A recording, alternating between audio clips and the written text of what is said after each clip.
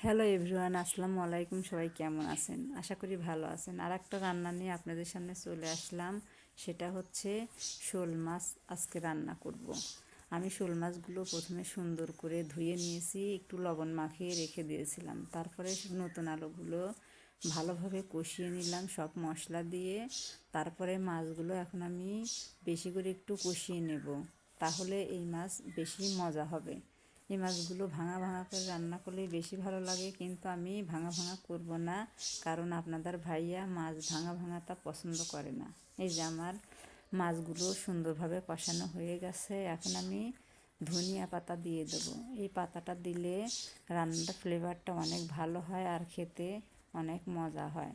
সেই কারণে আমি শোল মাছ রান্না করলে, টাকি মাছ রান্না করলে ধনিয়া পাতাটা সবসময় দিয়ে থাকি।